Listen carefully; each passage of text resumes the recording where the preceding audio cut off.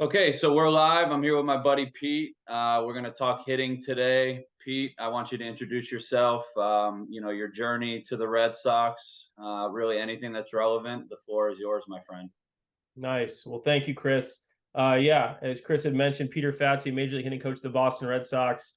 Baseball has been a part of my life since I was a little kid. I grew up playing in Western Massachusetts, stayed local, went to University of Connecticut, played for Coach Penders there for 3 years, was drafted by the Brewers, played in the minor leagues, some independent ball, realized I was not as good as I hoped and was not going to get to the big leagues, but nonetheless, my journey with, my coaching journey, I guess you could say, started when I was a player, kind of identifying things that I needed to work on. I just kind of became obsessed with the swing and really started to study at a deep level. Reached out to a ton of different coaches, ton of different people where at the time information was not as readily available. So you really had to dig. And that kind of sparked, like I said, it sparked almost like a 15-year journey for me, just trying to learn as much as I can and be able to apply it. And then from there, I opened up my own training academy back in 2011 and that was open right up through 2019. I got a job with the Minnesota Twins as a hitting coordinator. And then I took a position with the Red Sox as the assistant hitting coach for 2 years. And then obviously since that point, I've been the Major League hitting coach. So a long journey through baseball, plenty more to go. Yeah, so you've seen kind of like the youth hitter all the way up to the like elite hitter. So I have two questions for you. The first one that I want to get into here, are there any traits that are common amongst the best hitters that you have worked with? I think I think that, and this holds true, I think, relative to young kids and Major League Baseball players, although the levels change. I think it's the ability to consistently square the baseball up. I know that's a very general term, but I think when you watch, a really good youth baseball player, they're making consistent impact, right? It's same thing at the big league level. When you watch, the best that we see, or guys in the minor leagues, the best players at any level, they square the ball up consistently, and you have to do a few things well. You got to make sure you're on time. Obviously, you're swinging at pretty good pitches to do so. There's some guys that can survive on swinging on pitches towards the edge of the plate, but at some point, it's about the quality of contact and the impact. And if you're doing that consistently, you're probably hitting the ball pretty hard too, which is obviously correlates to a lot of success. And I think the other thing too is just really good self-evaluators. The best big league hitters I've been around do a great job. Number one, they understand themselves, but they do a really good job of assessing their performance in a way that they kind of detach themselves from the emotional aspect of it. And they can look at their swing, they can look at the outcome of an at bat, and they can say, yeah, like, did I execute what I was trying to execute or not? And from there, we go about making adjustments. I think at the youth level, it's more about perseverance, that drive to want to continue to play, and the drive to kind of want to be your best. I think that's something that obviously transcends the youth athlete all the way up to the big leagues. But ultimately, it's about hitting the ball hard, squaring it up, from there, again, being a good self-evaluator.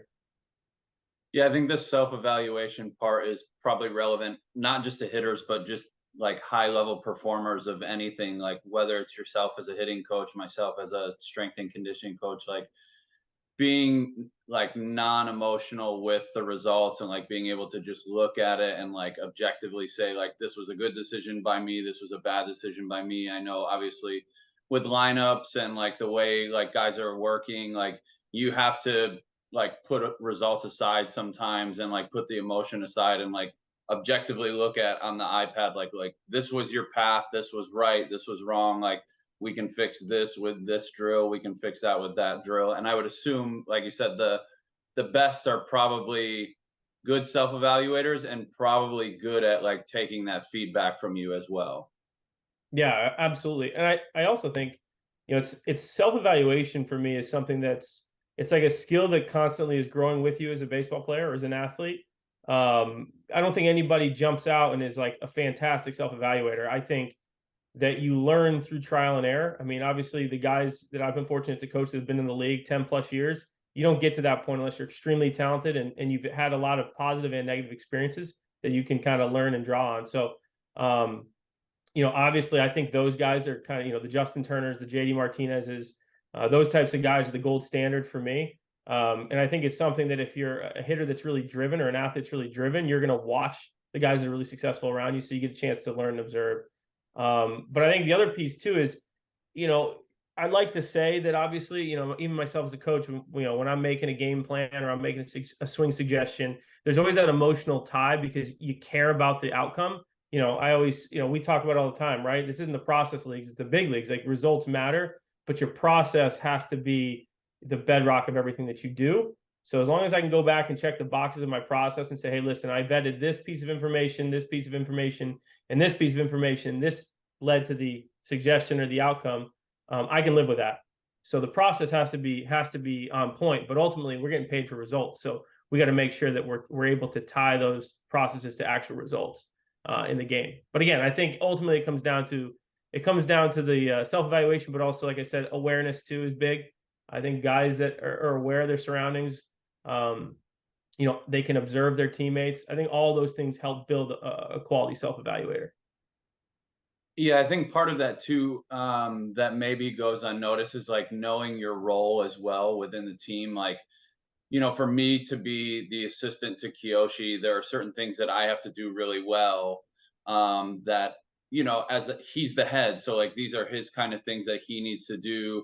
Like, there's guys within a lineup that you know, some guys are going to hit 30 plus homers. Like, some guys have to move runners, some guys have to have good at bats, and I think part of that self evaluation one is like the actual technical, the skill aspect, but also like understanding where you fit within the big picture of the team. I think those guys really can help the team. And then in return, like it's almost like the favor gets returned to them by the baseball gods, right? Like the guy that can move a runner over or like put together a good at bat, really grind a pitcher down. Like when he comes up in a big moment, like he tends to, you know, whether it's luck or skill or whatever, like he gets rewarded by those other decisions and other like sacrifices that he makes early on as well. Maybe I'm No, talking out of the side of my mouth, but no. I think a lot of it, like for me, we hear it all the time in our game, right? Staying within yourself. Baseball is such a unique game in a sense of, so the harder you try, or the sometimes the quicker you try and go, right? The negative impact it has in your game, right? It's you have to be able to move quick but not fast. Things like that, right? And I think there's a lot of mental aspects that go into that as well. But I think what you're describing is ultimately that staying within yourself approach. There's some guys who Rafael Devers. I mean, he's going to run into 30 homers because he's a big, strong guy with tons of bat speed, good bat to ball skill. Where other guys, you know, if I tried to hit 30 homers, I'm going to end up with a lot of ground balls to second base. You know, like that's just not how I'm built physically, and my tool set is more geared towards, or has to be more geared towards, using the whole field hitting line drives, and I'll get rewarded for doing that by some extra base hits and homers. But the moment I try and just swing for the fence and try and hit homers, like that's going to take away from parts of my game that I need to be successful, especially again at the big league level. But you know, that's where again it comes back to knowing who you are as a player, knowing your strengths, and you know, at the big league level, knowing what got you there, right? That you know, I always tell like our guys when we get them, you've taken, you know, thousands of swings, thousands of at bats before you've gotten to me at this point. My job is to learn you first and foremost and help bring the best out of you, right? And I think that's really, really important. The higher up you go with some of these big league guys.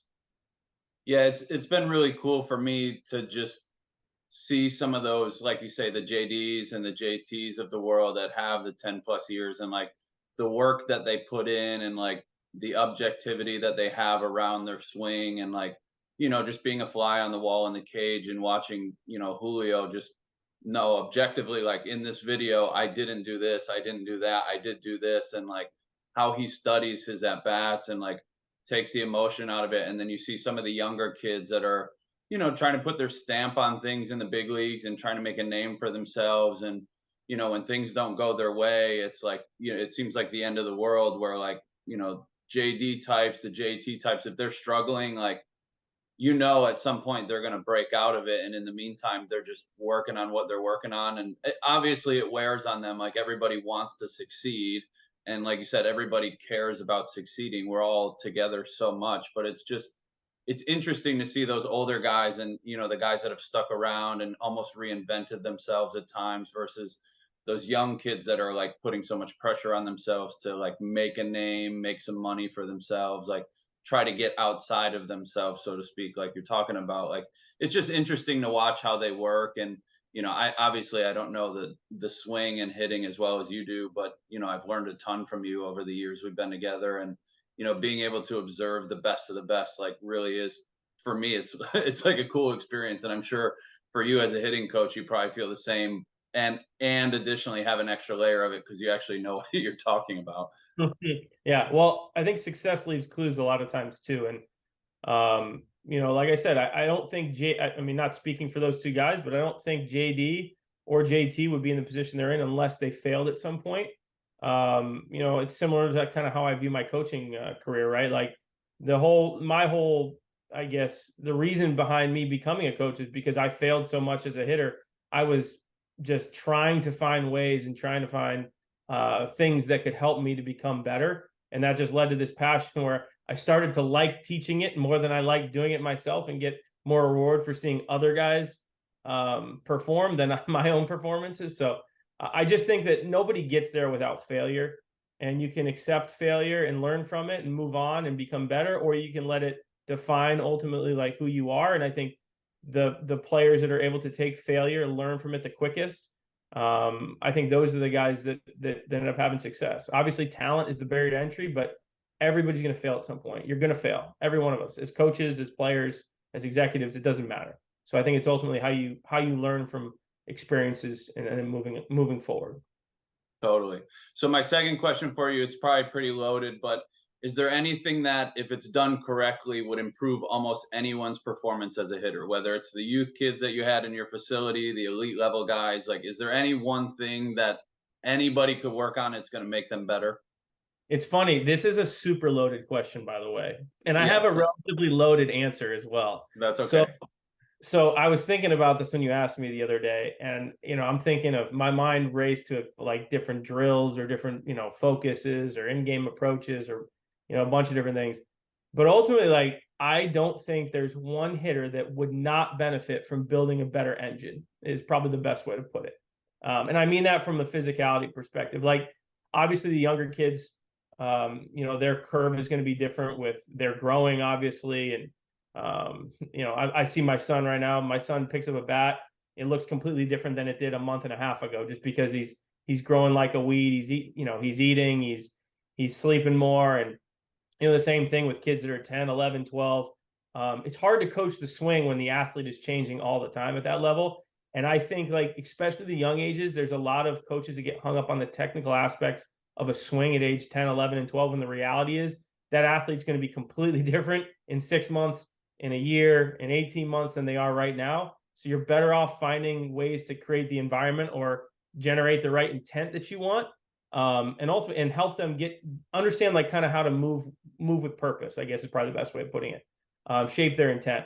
And then conversely, same thing at the big league level. Like, I think whether it's building the engine, continuing to get stronger, or refining your engine, like fine tuning the engine, there's not one big leaguer that I think would not benefit from that, right? Taking care of your body, making sure that you're training to be explosive, as explosive as you can. I think that's probably the most important thing that transcends all levels. Yeah, it's really interesting as you're talking about that. I can very specifically remember, like, when I was in high school and I really got into weight training and I put on like a ton of weight. Like, when I got to the baseball season, I was like, "Oh yeah, I'm gonna be hitting bombs, this, that, and the other thing." And my swing felt so weird just because I was like 15 pounds heavier and I was like more muscular, and I was like, "What the hell am I doing?" So I almost had to, like, reteach myself. And then I think about, I've worked in private facility in the off season, and it's like I had some kids that were 10 years old, and like it looks like the bat is swinging them. And I'm like, man, if this kid like gets more physicality to him, like, he's going to be able to hit the ball, but then his swing's going to look totally different. Like, so I'm like, I don't know if, I don't want to say lessons are a waste. I don't think that's the right way to put it. I think, like you said, having the correct intent and like doing things appropriately that way. But a lot of it is nowadays, I think kids are so invested in, like, I want to swing like Bryce Harper, or I want to swing like Juan Soto or Fernando Tatis. And it's like, you're 10 years old, you're not that guy yet. Like those guys are all physically like if you see them in person, they're monsters. Like I don't know. It's just like for me, if those kids spent more time on the development and building the engine, like you're talking about, I think as they go, they'll learn the baseball skill. And it's not that you have to separate the two. It's just like you say, you have to be a little bit more deliberate with the intent of the baseball side of things when kids are young. And like for me, I love there's a guy I follow on social media, and he's got kids like running obstacle courses and like jumping over stuff and like building all these physical skills as they're maturing, and then you put a bat in their hand and it's like they just take off because they already have kind of that base level engines like you're talking about.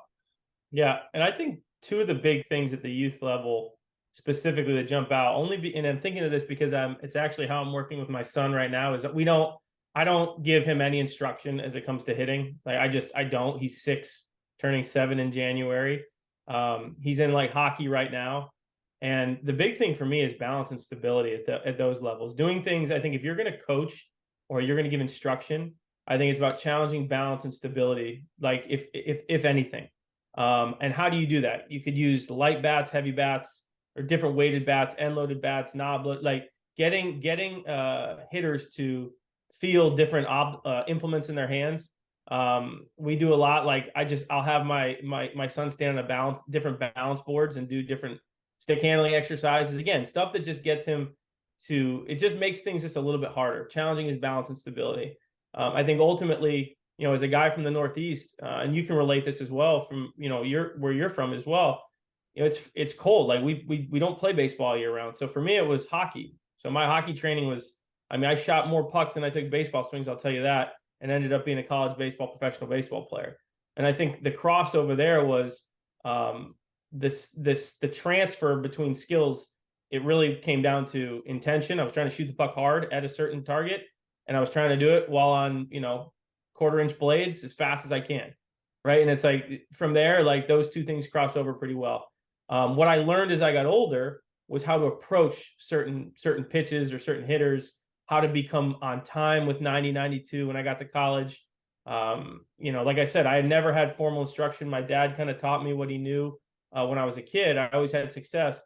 But the moment I got to college, my freshman year, is our first inter squad. And I'll never forget a freshman, Dusty Odenbach, actually from up your way, threw me a 1-2 splitter. And I swung at the thing and it hit like literally 5 feet in front of the plate. And I'm like, what is, like, I don't know what that is. What is that? And it was that moment where I'm like, okay, I need to start making adjustments to my timing, letting the ball travel, how to use the other part of the field, things like that.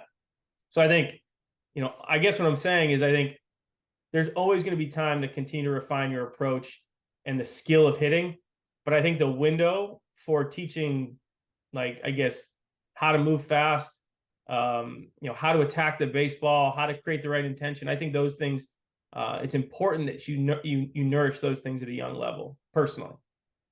Yeah, the Young age. hockey thing is so relatable to me. I can remember like stick handling with a heavy ball and then like stick handling with like a golf ball and then like shooting a roller hockey ball and then a puck and like it's the same target you're shooting at but each implement is a different weight or like you're stick handling something different and then my dad would take me to hit and he would throw it all over. His BP was horrendous. He'll tell you that, but he used to yell at me like for taking pitches in BP. And he's like, "You think these umpires are just gonna like not call bad pitches? Like the umps in the big leagues aren't always the best. Like imagine these youth umps and no pitcher's just gonna throw it down the middle. Like you have to learn to hit other pitches." So he'd like there'd be a pitch behind me and I'd have to like learn to, turn and hit it. And like it was just all part of it. We would play wiffle ball, we would play with tennis balls, we would play with random baseballs that had mud on them, and they're all like different sizes and everything. And you're just learning to control your body in space with different implements. And then, like you said, you get, to the higher level of high school, you go play college ball, and then guys are a little bit better. They can command the zone a little better. And then you learn, the process of actually being a hitter. But as a kid, it was just like, go play different sports, learn to control your body, be balanced, have a strong core, have strong core, whatever that means to people, and like just be athletic, be strong. And I can remember the first time I went to the gym and all my buddies wanted to do upper body, and my upper body was weak as a kitten, but my legs were, strong as an ox because I had played hockey. I was skating on the ice so much, and I was over like doing legs all the time, and they're like, "What's wrong with you, man?" I'm like, this is the stuff that I'm good at, and two, like this is the stuff that matters. I'm using the ground. Like I still hate upper body training, but that's probably beside the point. But yeah, it's for you, it's probably cool that you have your son and you get to kind of, I don't want to say use him as a guinea pig or a project because that's that's not very nice to your son, but like just taking that approach and like almost knowing like that this is the right way to train him. I don't know, it seems like there's a lot of like kids who have big league dads who end up being big leaguers, and it always makes me wonder like, yeah, they probably have the genetics and the skills and everything, but also like they're probably coached appropriately or like not coached, like you say, almost like a hands-off approach with those kids that like some of the dads that want their sons to go pro are like almost probably over coaching them. You think, am I Uh, onto something there, or no, is it I like think a it's funny. My wife and I were just talking about this. I think a lot of it's environmental. More obviously, if you're the byproduct of a big leaguer, like you're going to be born with some genetic advantages. But like, I think the environment's the most important thing. I wrote down two things when you were talking. I wrote down compete and and the environment. So the first part of that is the competing piece. Going back to something you said, I think is the most important translatable skill in all of sports is you have to be obsessed with competing, right? And like I think winning has to matter. That's just the way I see it. And I think when you're playing wiffle ball, your dad's an BP, like there's an element of competition to it. Whether you're playing other sports, you have to compete. And we all know those. We've all seen the guys that just get in the box and they're just tough outs, right? They're just not going to get beat. And I think that's a skill. If you were to draw up any baseball player, that's something you want with everybody. But jumping back to what you said about the big league bloodlines, I do think that's important. I mean, you look at the kid Jackson Holiday, right? Like, I mean, for 1-1, kids tearing it up, and probably be in the big leagues next year. Dad has big league pedigree, tons of phenomenal coaches in their family. But I think it's about the environment in terms of what they're exposed to, right? It's not what you're being told, it's what you see.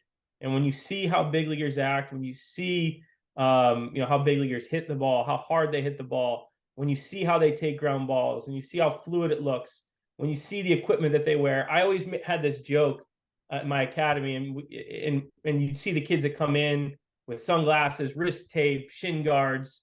You've seen my son. I mean, he wears the Evo Shield shin guard. He's got the C flap. He's got it all. And a lot of people look at those kids and go, "Oh, look at this! He's showing off," or like, he's the kid with all the pretty gear. And I'm like, no, he's the kid that's paying attention. He's the kid that sees the detail. I'm telling you right now, that's the kid that's paying attention. Some of the best hitters that I've come across, they can like remember very specific details of at bats, of pitches, of counts, of the weather. I mean, they'll tell you very specific details about a situation that they had across the game. And I think that's something that's a transferable skill also. So whether it's being in the batting cage, watching, the guys hit, being in the clubhouse, seeing how they carry themselves, seeing how they talk to the staff, greet the manager. I think those things are all really important because when you get into those environments, a lot of times it's the ability to not be, I don't want to say intimidated, but to shake the nerves as quick as you can, to feel like you belong, and I think that's one of those things, like when push comes to shove, like that's something that can move the needle on a player, that player that walks in confident, is ready to go, believes in themselves. So I think there's something to be said there. And then again, like a lot of times it's the things that aren't said, just the things that players can observe by watching other players. And that was something that we did a lot. We called it, like, it was like open cage or open gym at my academy. Is we would have all, like, on I think it was Sunday mornings, we'd leave all the cages open. So if you trained at the academy, it wasn't cage rentals, you just showed up and hit. So we'd have college pro guys hitting in one cage, we'd have 10, 12-year-olds down the other cage. But we did that so the young kids could watch the older kids and just observe. And we would try not to we wouldn't really coach. It was just their time to hit. I always thought that was really important because I wanted them to use their eyes instead of just being told, some sort of instruction, if that makes any sense. Yeah, I can remember when I was in high school, we used to have, you grow up in the cold, so you have to hit indoors like once a week in January, and we had a guy come in and he had played at like a local high school. He had got drafted and he came in and he talked to us about hitting and about playing. And he was like, you know, when you go to the gym, everybody wants to do upper body, but if you do one set of 10 squats, that's going to get you closer to being a better baseball player. And I'll never forget him saying that. And then like watching him in the cage. And it's like you say, like the environment of just this guy is a pro player. Like I want to watch everything he does and I want to try to like copy everything he does because he's a pro, right? Like, and whether he made it or not, like it doesn't even matter to me. It's funny, like I worked at a private facility after my first season in pro ball, and I had worked rookie ball, like as low as it gets on the totem pole of professional baseball. And I had a bunch of kids that wanted to work with me just because I had worked with the Pirates for a year, and I was like, I'm not even like close to the big leagues, and they're like, doesn't matter, you work with pros, like you got to know what you're talking about. And like, you know, hopefully I didn't steer any of them in the wrong direction, but it's just like that, like you're saying, the idea of like that environment of like knowing somebody who has made it. Prime example, I took my brother to hit with you last year. And, you know, for me, I had never seen that level of like focus from him of like, I'm spending time with a major league hitting coach. Like he's taking time out of his life to teach me something. I'm going to be as locked in as I can. And like all of the stuff that you taught him and the drills and stuff, he still talks to me about it because he has that much respect for you right off the bat, just because of who you are, your pedigree, the environment you're creating in the cage, and you challenged him with things that led to results. And he like I can remember, I don't know if you will remember this or not, but just the first time the ball jumped off his bat in the cage and he kind of had this look like, whoa, like that came off of my bat, like I can do that. And I'm like, yes, like this is what I wanted him to see. Like and Hmm. so for me, like you know, you say the competition and the environment, like I couldn't agree with you more, man. And that's why for me, like it's so fun for me to just be in your cage with the guys and like just be a fly on the wall and spend time in there whenever I can, because I love the environment in there. I love the shit talking in there, the competitiveness. Like, especially right before the game when guys are like getting locked in and you just hear, wow, wow. You know, we got the earplugs down there. Like, it's awesome. It's just a great place to be, and it just makes me smile thinking about it, man. And for me, like, I appreciate our friendship. I appreciate you allowing me to just be in the cage, and of course, like, always being able to pick your brain and you know, I consider you one of the best. I haven't been around a ton of hitting coaches, but I don't think I need to. You know what I That's mean? good. That's good. I like that. Stay there then. Stay So there. I appreciate your time. I don't want to take too much more from you, man. And so we'll be talking again soon. But thank you so much for your time and your friendship over the years. No doubt, Chris. Happy to do it.